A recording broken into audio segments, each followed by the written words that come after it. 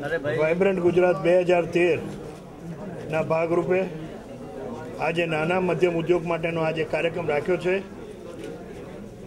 એની અંદર ખાસ કરીને એ લોકોને પ્રોત્સાહન શું આપવું કે જેથી નાના ઉદ્યોગો ગુજરાતમાં વધારે મજબૂતાઈથી આગળ વધે, એમને નાણાં કઈ રીતે મળે. ગુજરાત સરકારનો પ્રયત્ન રહેશે અને રહેતો આવ્યો છે કે જે રિઝર્વ બેંક ઓફ ઇન્ડિયાના જે ગાઈડલાઇન્સ છે અને એની અંદર ગુજરાતની પ્રજા જે 100% જે ગુજરાતના બેંકોમાં ડિપોઝિટ કરે છે એ લોનો ગુજરાતની પ્રજાને મળવા જોઈએ. અમારો આગ્રહ રહેશે કે આજની તારીખમાં માત્ર 70% મળે છે એ વધારીને નિયમ પ્રમાણે 100% કરવા જોઈએ.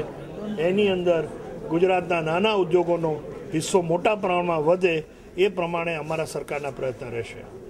હાઈકોર્ટનો જે 2 દિવસ પહેલાં નિર્ણય આવ્યો કે બોમ્બે અને દિલ્હીને જે પ્રમાણે ગેસ આપવામાં આવે છે,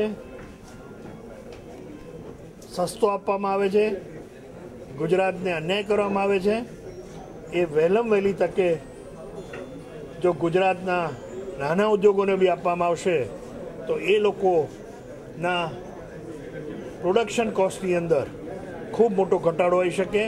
અમારી માંગણી છે કે ગેસ પહેલાં CNGમાં આપવો જોઈએ, પછી નાના ઉદ્યોગોને આપવો જોઈએ અને પછી વધે તો જ મોટા ઉદ્યોગોને આપવો જોઈએ. એવું અમારા સરકારનું સ્પષ્ટ વલણ છે. With our member chambers, we had received and might go on to do at other locations.